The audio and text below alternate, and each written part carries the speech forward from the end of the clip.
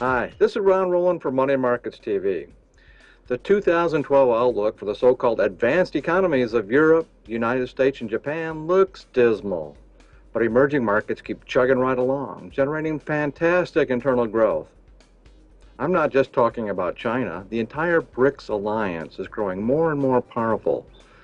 They formed new trading blocs with smaller neighbors and built out their infrastructure. They're happy to sell us their exports, but they can do just fine without us. For these reasons, I believe emerging markets are the best bet for generating profits in the long term.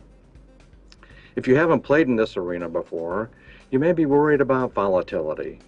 The first rule of investing is, don't go beyond your risk tolerance. One way to cut down on your risk in the emerging markets is through geographic diversity.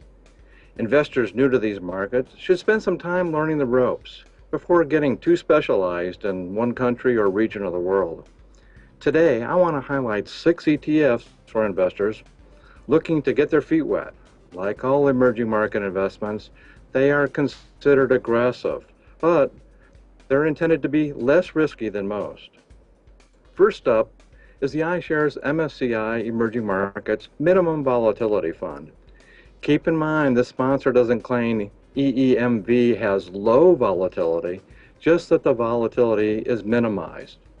This ETF was just launched in October, so we don't know yet whether iShares will be able to meet that goal, but I'll be watching carefully.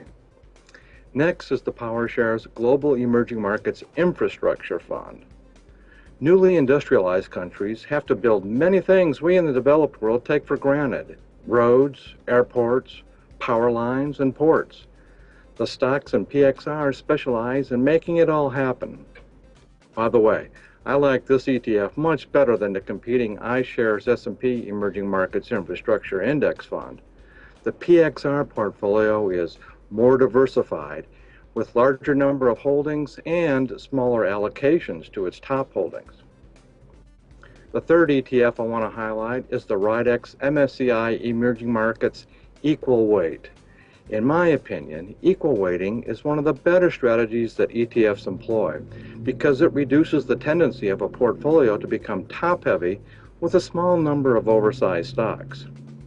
EWEM has equal allocations of its more than 700 stocks, making it a good way for long-term investors to get broad emerging markets exposure.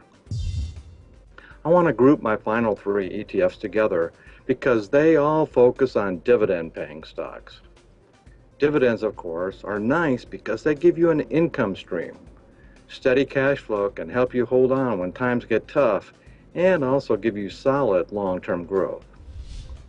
So these 3 ETFs have something in common, but they go about building their portfolios in different ways.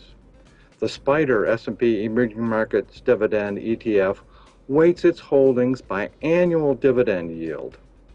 WisdomTree Emerging Markets SmallCap Dividend looks for smaller emerging market stocks with healthy yields. And the EGShares Low Volatility Emerging Markets Dividend Fund uses a quantitative index to build a more concentrated portfolio. I think all 3 strategies have good potential, but it's up to you to decide which works best for your purposes. It's true that any international investment could be a wild ride, but these days, that's true of domestic investments too. If you want to take a chance on emerging markets, consider adding one of these 6 ETFs to your portfolio. As you learn more, you may get comfortable taking on more risk, but this is a good place to start. I'm Rowland for Money and Markets TV. Thanks for watching.